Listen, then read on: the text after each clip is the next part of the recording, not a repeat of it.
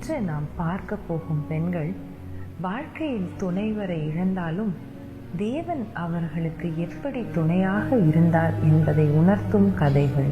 இந்த உலகத்தில் தன் கணவரை இழந்த பெண்களின் மனதில் இனி நான் ஒருவரும் இல்லாமல் தனியாகத்தான் இருக்க வேண்டும், என்ன செய்வேன் என்ற உள்நோக்கம் ஏற்படும். ஆனால் வேதாகமத்தில் காணப்படும் பெண்கள் தேவன் ஒருபோதும் கைவிடாதவர் என்பதை உண்மையாக காட்டுகிறார்கள். அவர் அவர்கள் கண்ணீரை துடைத்தார். அவர்களுக்கு மட்டுமல்ல, இன்று நமக்கும் ஒரே தேவனாக இருக்கிறார். இப்போது நாம் பார்க்க போகும் இந்த பெண் மிகுந்த துக்கத்திலும் தேவனின் அற்புதத்தை அனுபவித்தார். அவளின் பெயர் வேதத்தில் குறிப்பிடப்படவில்லை. ஆனாலும் அவள் விசுவாச செயல்கள் நமக்கெல்லாம் பாடமாக உள்ளது. கர்த்தாவே, என் கணவர் இறந்து விட்டார். இப்பொழுது கடனாளிகள் என் மகன்களை அடிமையாக கொண்டு போக போகிறார்கள். அப்பொழுது எலிசா தீர்க்கதரிசி அங்கே வருகிறார். ஸ்திரீயே, உன் வீட்டில் என்ன இருக்கிறது? ஒரு சிறிய எண்ணெய் பாத்திரம் மட்டுமே இருக்கிறது. அதிகமான வெறும் பாத்திரங்களை மட்டும் கொண்டு வா. எல்லா பாத்திரங்களிலும் எண்ணெயை ஊற்று. அவள் விசுவாசித்து செய்தாள். எல்லா பாத்திரங்களும் நிரம்பின. கர்த்தாவே, நீர் வல்லவராகவே இருக்கிறீர். அந்த எண்ணெயை விற்று கடனை கட்டு. மீதி இருப்பதை வைத்து உன் மகன்களுடன் சந்தோஷமாக வாழ்ந்து கொள். நம் கையில் சிறியது மட்டுமே இருந்தாலும் அதை பெரிய ஆசீர்வாதமாக மாற்றுவது தேவனின் சக்தி. இன்று நாம் பார்க்கும் மற்றொரு பெண் ஆகார். அவள் ஆபிராமின் அடிமை பெண். வாழ்க்கையில் அவள் துன்பம், தனிமை, வலிகள் அனைத்தையும் அனுபவித்தாள். ஆனாலும் தேவன் அவளை மறக்கவில்லை. ஐயோ, எனக்கு ஏன் இந்த நிலைமை? எங்க வாழ்க்கை இப்படியே வனாந்தரத்திலே முடிஞ்சிருமா? ஒரு துருத்தி தண்ணீரை கொடுத்து என் பிள்ளையை என்னை அனுப்பிட்டாங்களே. அமைதியா தானே இருந்தோம். மறுபடியும் இந்த வனாந்தரத்திலே எங்க வாழ்க்கை முடிஞ்சிருமா? இந்த தண்ணீரும் முடிஞ்சிருச்சே. என் பிள்ளைக்கு கொடுக்க தண்ணி கூட இல்லையே. இப்படியே போச்சுனா என் பிள்ளை சாகிறதை கண்ணால எப்படி பார்ப்பேன்? என் பிள்ளை சாகிறத நான் எப்படி பார்ப்பேன்? ஆகார் தன் வாழ்வில் முற்றிலும் மனமுடைந்து தண்ணீரின்றி தவித்தாள். ஆகார், எதற்காக அழுகிறாய்?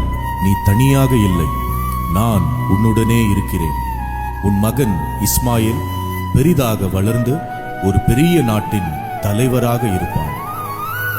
கண்ணீரை கண்டவரே, துருத்தி தண்ணி செலவழிஞ்சாலும் துறவையே தந்தவரே, எங்க எதிர்காலம் என்னவாய் முடியும்னு கலங்கின நேரத்துல எங்க எதிர்கால திட்டத்தையே தந்தவரே, என்னை காண்பவரை நானும் இவ்விடத்தில் கண்டேன் அல்லவா? லகாய் ரோயி, லகாய் ரோயி, நீர் என்னை காண்கிற தேவன். கணவரை இழந்து வாழும் ஒரு பெண்ணின் வாழ்க்கை எளிதானதல்ல. துணையை இழந்த வேதனை மனதின் ஆழத்தில் ஒரு காலி இடத்தை ஏற்படுத்துகிறது. ஆனால் இந்த துக்கத்தில் கூட தேவன் அவர்களை ஒருபோதும் தனியாக விடுகிறதில்லை. இதோ உங்கள் சிருஷ்டிகர், உங்கள் நாயகராகிய இயேசு கிறிஸ்து.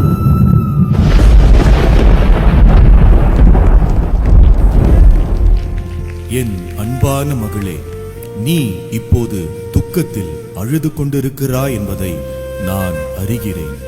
உன் கண்களில் விழும் ஒவ்வொரு துளி கண்ணீரையும் நான் எண்ணி வைத்திருக்கிறேன்.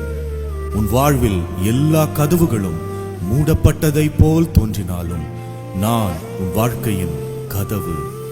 உன் அருகில் யாருமில்லை என்று நினைத்தாலும் நான் உன் அருகிலேயே நிற்கின்றேன். உன் கணவரில்லாத வெறுமை உன் இதயத்தை நொறுக்கும் போது அந்த வெறுமையை நான் என் நேசத்தால் நிறைத்திடுவேன். உன் இரவில் துயரம் கொண்டு விழிக்கும் போது நான் நீ தூங்கும் நேரத்திலும் காவல் காத்து கொண்டிருப்பேன். உன் வாழ்க்கை முடிந்தது அல்ல மகளே, இது என் கைகளில் புதிய தொடக்கம் மட்டுமே. நான் உன்னை விடாதவன், நான் உன்னை கைவிடாதவன். நீ மனம் தளராதே. உன் கண்ணீருக்கு நான் முடிவை தரப்போகிறேன்.